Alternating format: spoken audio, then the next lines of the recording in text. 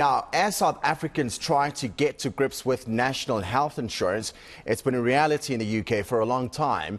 The publicly funded healthcare system is free for everyone in the UK. Joining us now to discuss the merits of the system and its niggles, if you will, is our UK correspondent, Julia Chapman.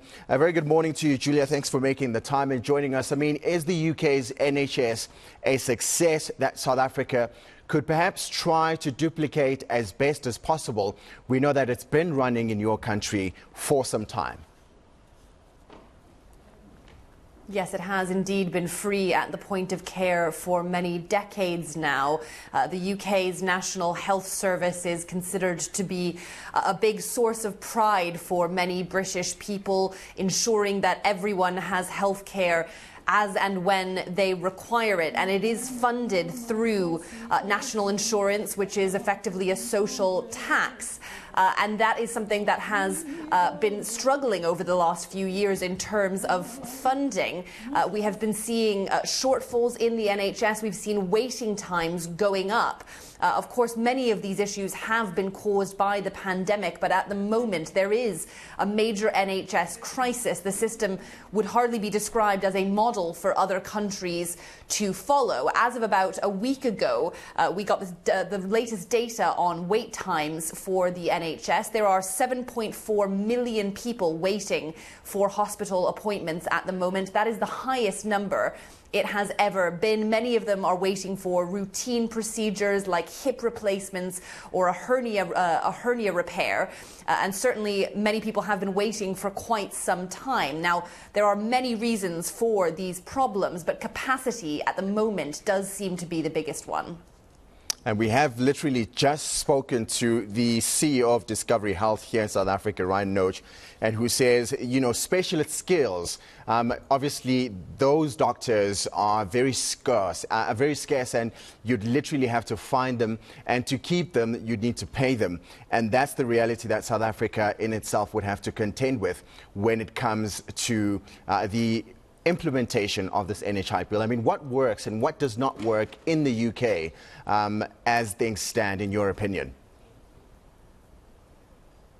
Well, staffing is certainly an interesting issue because although there are many vacancies in the NHS, at the moment there's a nursing shortfall of 43,000 positions.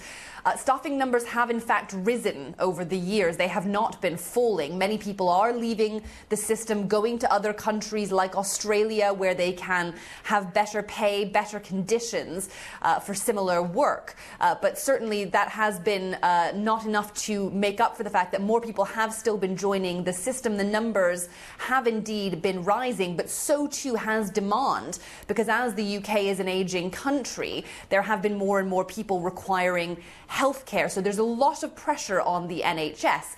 And we've seen a lot of NHS staff going on strike in recent weeks. In fact, today, just in the last half hour, junior doctors have walked out on a 3-day strike, which will put enormous pressure on the system. Junior doctors is a pretty broad term. They range from newly qualified trainees to those who have been practicing for some 15 years before they qualify as consultants. So a number of people will be having their operations cancelled, their procedures cancelled in the next few days, adding to this backlog of cases of people who need to see medical treatment. So staffing is definitely a problem, and the junior doctors walking out today are asking for a 35% pay rise. Their union says that reflects the fact that they haven't been paid properly for many years now. They need to make up for that. They need to make up for rising inflation. And although more funding has gone into the NHS in recent years, it hasn't managed to keep up with European equivalents. From 2010, the UK has spent about £40 billion less on healthcare than the median 14 European Union countries. And of course, inflation continues to eat into the added investment that the government has put in the last couple of years. And what I'm hearing you say, Julia, is although it works, there are things that happen behind the curtain, if you will, that need sorting out for if you were to paint a broader picture for South Africa. I mean, those parts that do work, how could South Africa then learn from the UK system? Well, certainly there are many benefits to the UK system. At no point would there be a patient who has an illness or an injury that simply can't afford to see a doctor. That is something that doesn't happen in this country. It is held up as being a model of egalitarian health care. But certainly there is also a private system running parallel to that. Richer people can pay to jump the queue, for example, for procedures or for getting attention and when they need it.